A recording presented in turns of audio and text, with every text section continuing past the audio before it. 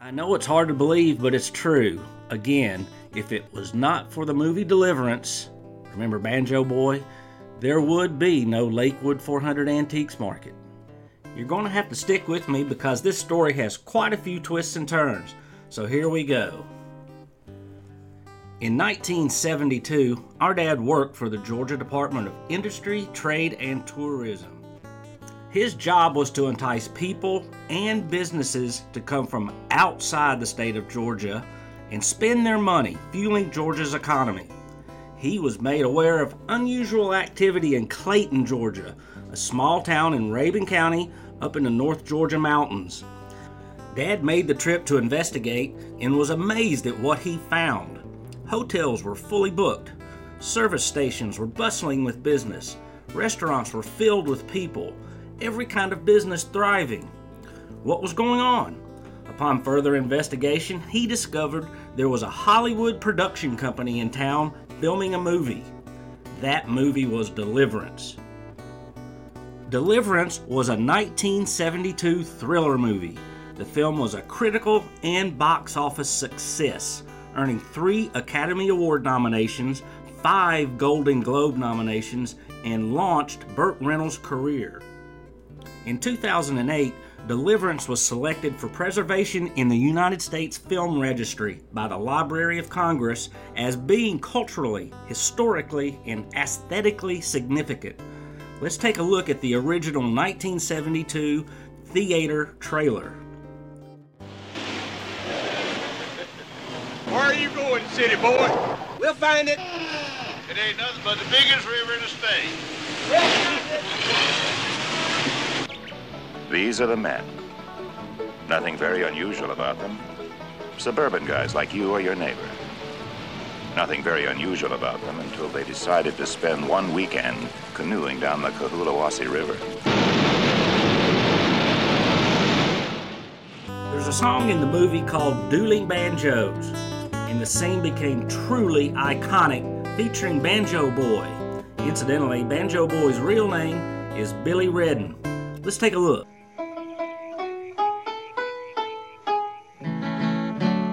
Come on, I'm with you.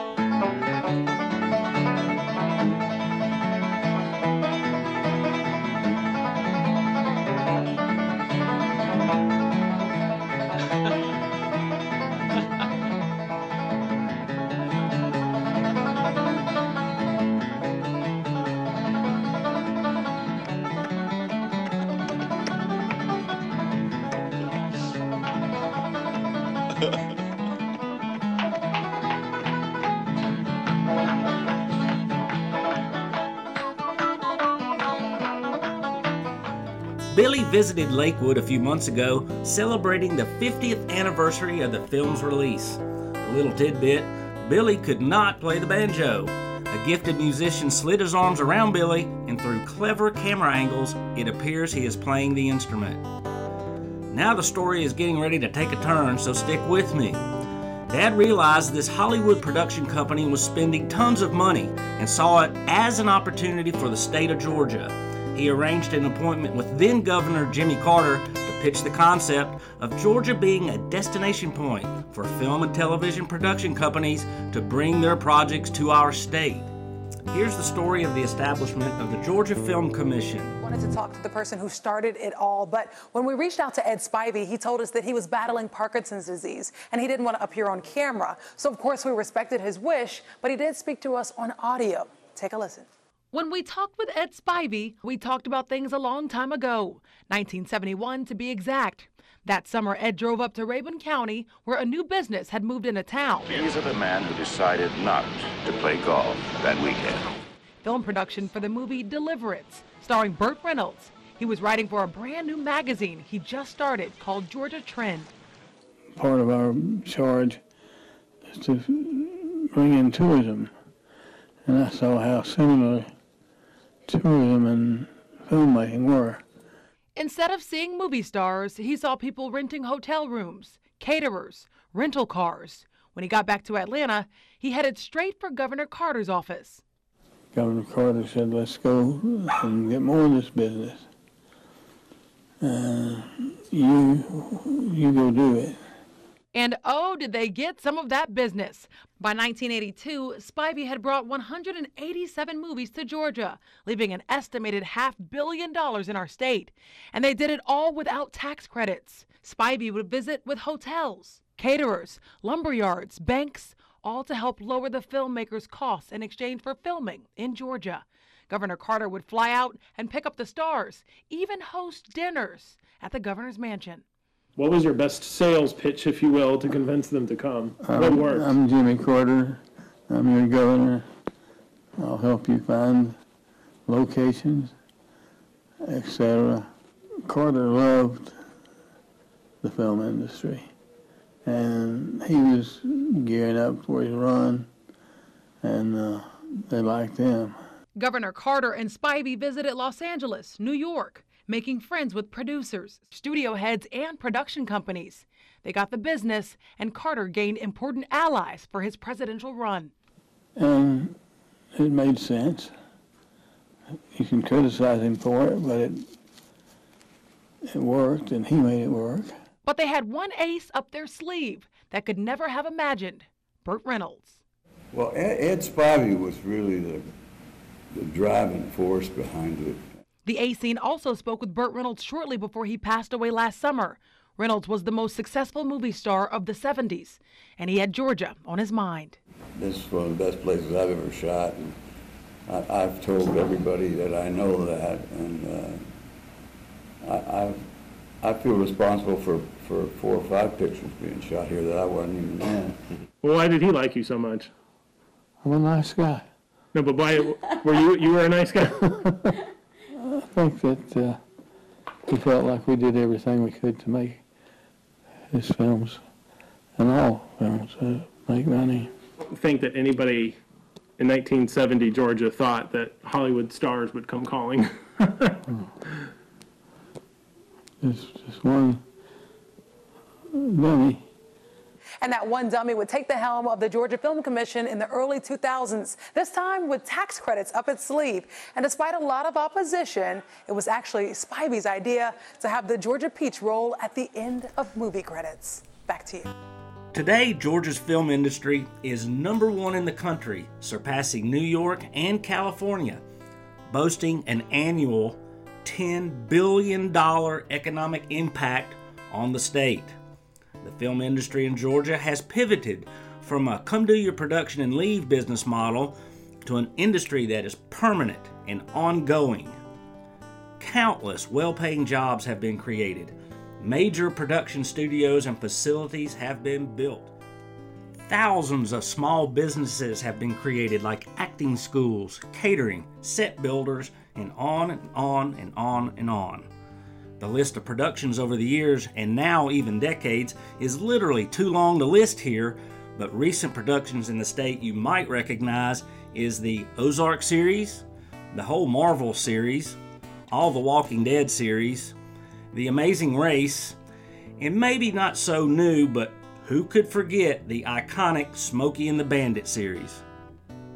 Universal presents Burt Reynolds, Sally Field, Jerry Reed, and Fred.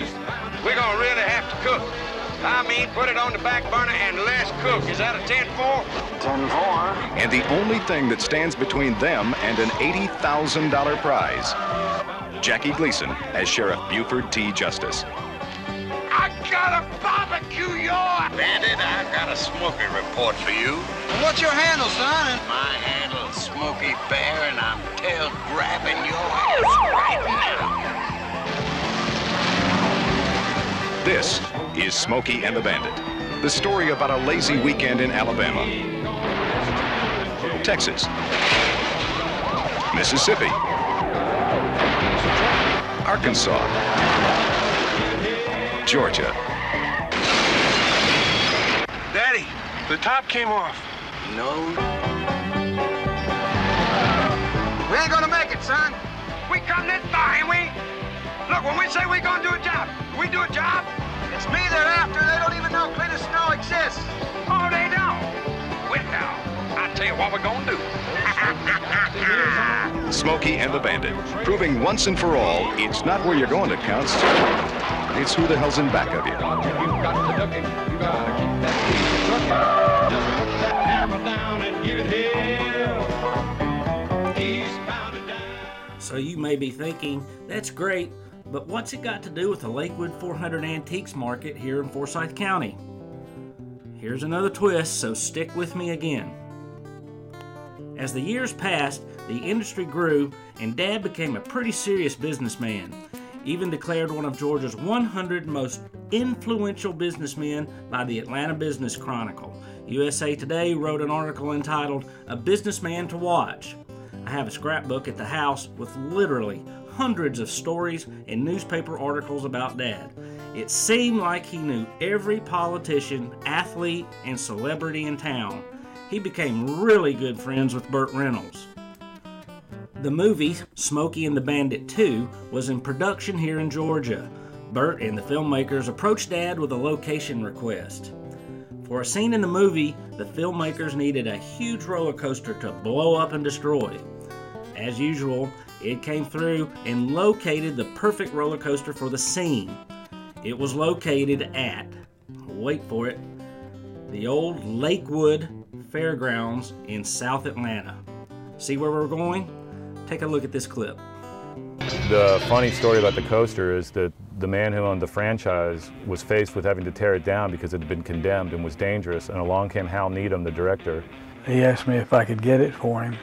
I was film commissioner, so I went to the city and they said, yeah, we won't have to pay for tearing it down. He brought Jackie Gleason and Burt, put them in the car and went underneath the roller coaster. Slats breaking everywhere and them just flying. Made the roller coaster famous, more famous. And was famously blown up at the end of Smokey and the Bandit 2.